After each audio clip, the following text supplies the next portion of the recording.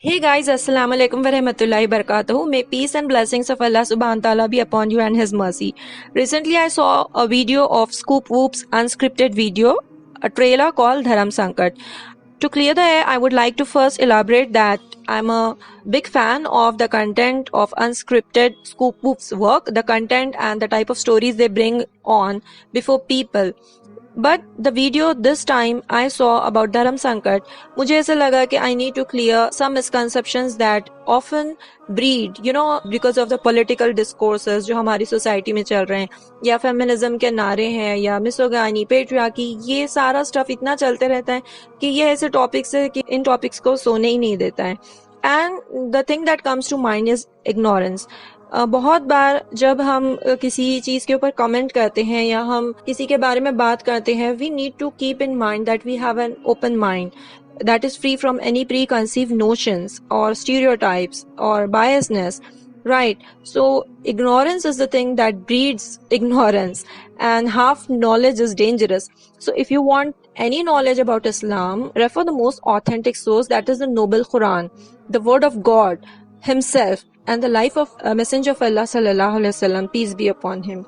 The next thing that comes to my mind is, as Muslim women, I don't need any validation because Allah subhanahu wa ta'ala has already given them their rights and privileges, right?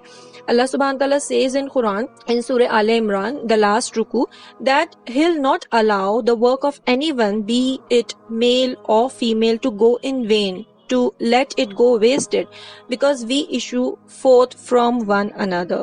We are complementary to each other. Man complements woman. Nobody can live without each other.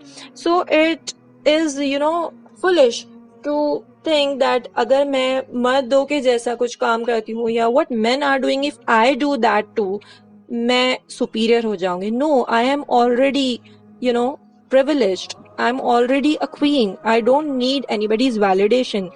God has given me that status, and I don't need any other more feathers to add to my cap so that I'll become another peacock.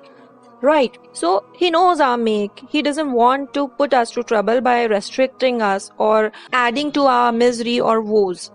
Deen is quite asan. Islam is a way of life, and it's quite easy, it's quite simple.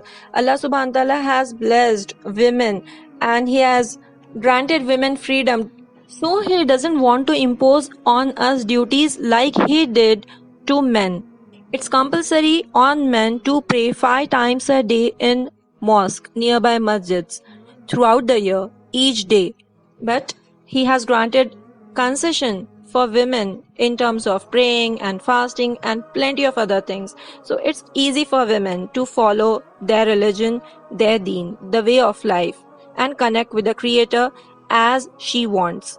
Moreover, if we want to see the rights that are conferred upon women for entering the mosque, we can refer the popular sayings of Prophet Muhammad sallallahu alaihi wasallam, in which a companion Umayma radhiyallahu anha inquired to Prophet sallallahu alaihi wasallam that she loves to pray in mosque and in masjid, and she would like to pray in masjid, and he asked her that the prayer at home is better.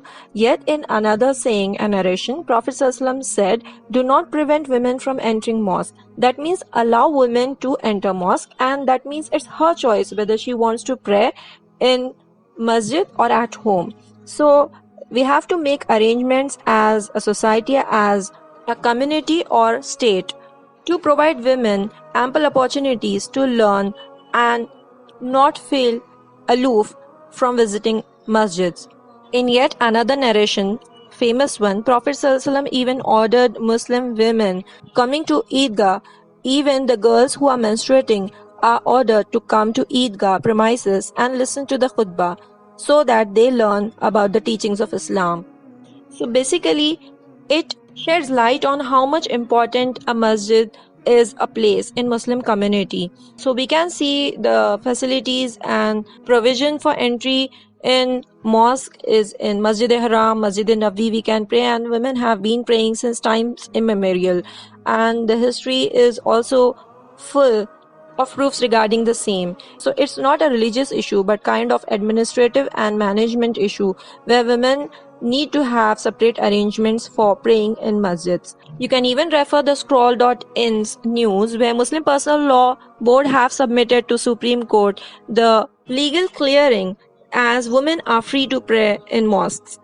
So I don't know where from these people come from, या किसको हम पकड़ के पूछने लगते हैं कि women are allowed to pray or not, और ये कौन लोग हैं जो बोलते हैं कि पढ़ना चाहिए नहीं पढ़ना चाहिए. So they don't have any clarity themselves on Islam. So there are certain rules where separate arrangements are to be made for entry, exit and convenience of women to avoid them from any discomfort. These checks are devised to limit intermingling of the sexes to avoid the moral deterioration that is otherwise so rampant today in our society, and the results we know. To maintain the decorum as a healthy society, we need to respect the code of conduct of visiting these places as well.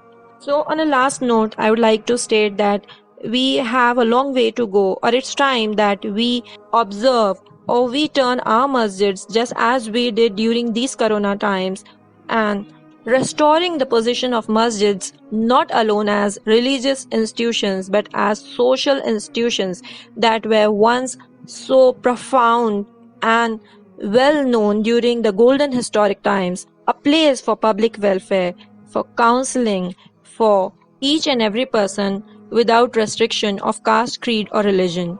And this is the very thing that we observe throughout the year, where we organize Masjid Darshan programs, Masjid Parichaya programs, where the masjid is open for all. And we welcome people from all walks of life to question, ask and discuss about the place of masjid in Islam.